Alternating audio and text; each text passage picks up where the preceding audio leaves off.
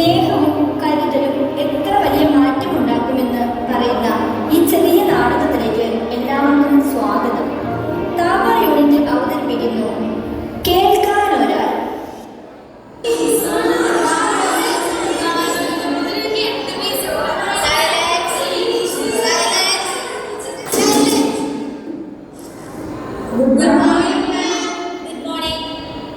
എന്തൊരു ബഹളായിരുന്നു ഈ സ്മാർട്ട്നെസ് ഒന്നും നമ്മുടെ പേപ്പറിൽ കാണാനില്ലല്ലോ.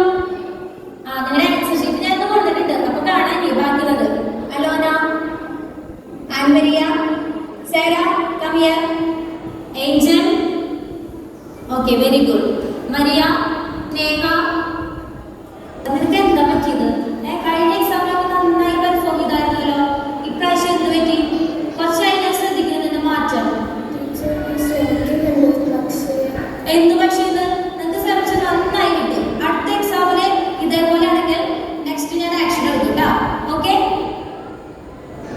നേഹ, നീ എന്താണ് ഇങ്ങനെ മൂഡ് ഓഫ് ആയിരിക്കുന്നത്? എനിക്കൊന്ന് സംസാരിക്കണം. അയ്യോ, തുടങ്ങി ബാക്കിയുള്ളവരോട് മൂഡ് കളയാൻ. നിനക്ക് നെഗറ്റിവിറ്റി മാത്രമേ പറയാനുള്ളൂ. Just be positive. എല്ലാവർക്കും ഇതൊക്കെ തന്നെയാണ്. നീ ആ കുട്ടിയിലൊന്ന് നോക്കി, അവളെ ആർക്കും ഇഷ്ടമല്ല, ജസ്സിനും കുട്ടികൾക്കും. നീ അങ്ങനെയാണോ? എടി, നീ വന്നേ, നമുക്ക് ഗ്രണ്ടേ പോവാം. ഞാനില്ല, നിങ്ങൾ പോയിട്ടോ. എന്നാ നീ വരണ്ട, ഞങ്ങൾ പോവാം. ഇവൾക്ക് ഇതെന്താ? വെറുതെ അറ്റൻഷൻ സീക്കിംഗ് ആണ് ഇതൊക്കെ.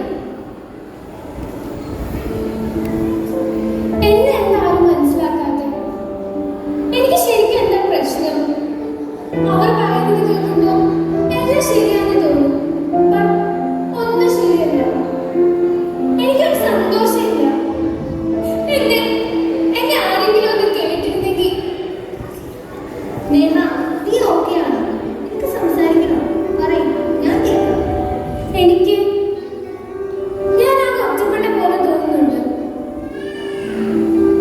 നീ ഒറ്റയ്ക്കല്ല നേഹ, നിനക്ക് എല്ലാവരും ഉണ്ട്. സംടൈംസ് ആളുകൾക്ക് ടൈമില്ല. പക്ഷേ അതിനർത്ഥം നീ ഇമ്പോർട്ടൻ്റ് അല്ല എന്നല്ല. നീ കുറച്ച് വെള്ളം മനസ്സിൽ. നീ നല്ലപോലെ പ്രാർത്ഥിക്കണം കേട്ടോ. ഈ ചെറുമാല കയ്യിൽ വെച്ചു ഒന്ന് ചിരിക്കുക. Thank you Maria. ഇപ്പൊ ഞാൻ കുറെ ഓക്കെ ആയ പോലെ തോന്നുന്നുണ്ട്. Thank you so much.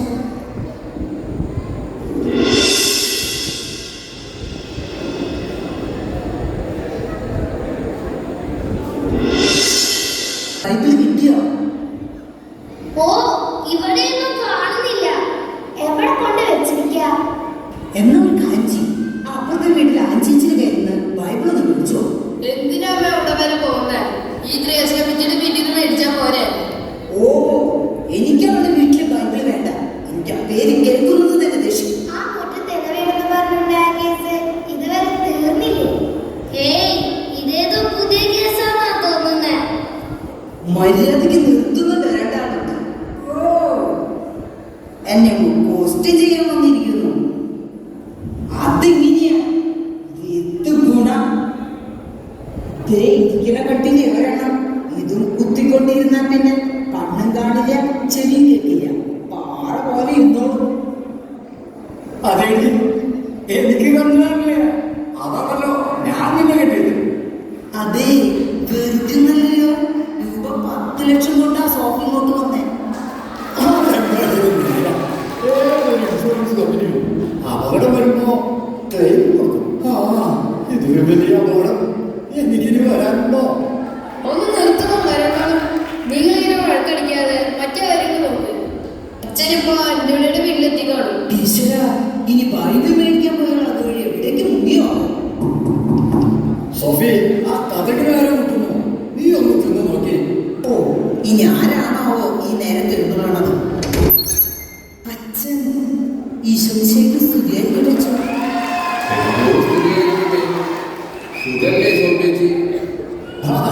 അച്ഛനോ?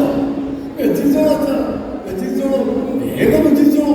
വെഞ്ചരിച്ചോളൂ അച്ഛാ, വെഞ്ചരിച്ചോളൂ. ഇതാണ് ബൈബിൾ. ആ അനിയച്ചി പറയാ, സ്വന്തമായിട്ട് വീട്ടിൽ ഇല്ലെങ്കിൽ ബൈബിൾ വായിച്ചു വെക്കണം. എന്താ ഞാൻ ഈ കേൾക്കുന്നത്? ഈ വീട്ടിൽ സ്വന്തമായൊരു ബൈബിളില്ലല്ലോ.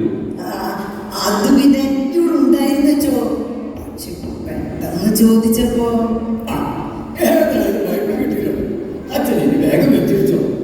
അല്ല, ഇത് നമ്മുടെ മ്യൂസീഷ്യനല്ലേ? അതെ അച്ഛൻ, എന്റെ മോൻ എന്തു നല്ലൊരു ഗായകനാണ്. എന്നിട്ടും അച്ഛൻ അവന് പൊന്നുകളൊക്കെ എന്താ ഒരു ചാൻസ് കൊടുക്കാത്തത്? ഓ, അപ്പൊ നിങ്ങൾ ഇതൊന്നും അറിഞ്ഞില്ല അല്ലേ? അതെങ്ങനെ? ഇടയ്ക്കൊക്കെ പള്ളിയിലൊക്കെ ഒന്ന് വരണേ. കഴിഞ്ഞ ദുഃഖ വെള്ളിയാഴ്ച അവന് ഞാനൊരു അവസരം നൽകിയതാ. മോനെ, നീ തന്നെ അതൊന്ന് പാടി കേൾപ്പിക്കും.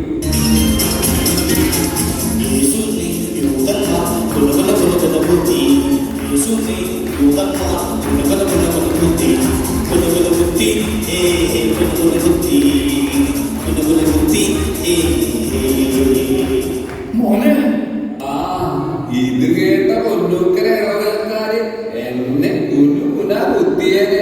അതൊക്കെ പോട്ടെ, നിങ്ങളുടെ കുടുംബടേ ബൈബിളില്ലാത്ത സ്ഥിതിക്ക് അത് ഇനി ഉണ്ടാകുമോ ആവോ? ആ കുടുംബടേ അത് ഞാനിപ്പോ കൊണ്ടുവരാത്ത അച്ഛനെനിക്ക് ഓ, ഇത് എന്നെ കൊണ്ട് ഇങ്ങനെയെങ്കിലും ഒരു ഉപകാരം ഉണ്ടായല്ലോ. ഇത് അച്ഛൻ്റെ കയ്യിൽ 2026 തന്നെ ആയിക്കോട്ടെ. നല്ല പുതുമുതന ഈ വീട്ടിലെ എല്ലാ കണക്കുകളും ഞാൻ എഴുതുന്നത് ഈ ഡയറിയിൽ. കഷ്ടം തന്നെ എന്റെ വർഗീസേട്ടാ. അപ്പൊ അച്ഛനതൊന്നും കാര്യാക്കണ്ട. അച്ഛനൊന്നും നെഞ്ചിരിക്കും.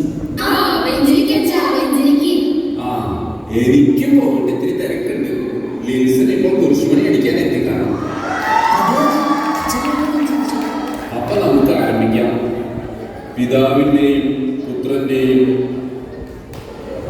അല്ല, ഇവിടെ ഒരാൾ കൂടി ഉണ്ടല്ലോ. എവിടെ നമ്മുടെ രേഖ? ഓ, അവളുടെ കാര്യമൊന്നും പറയാതിരിക്കാൻ നല്ലതന്നെ അച്ഛോ. എപ്പോ നോക്കിയാലും കഥ കടച്ചിട്ട് ഒരേ ഒരു ഇരിപ്പാ. ഞങ്ങൾ ആരും അവളുടെ കാര്യത്തിൽ ഇടപെടാറില്ല. എവിടെ അവള്? അവളെ ഒന്ന് വിളിക്ക്. അല്ലെങ്കിൽ വേണ്ട, ഞാൻ തന്നെ വിളിക്കാം. മോളെ, മോളെ.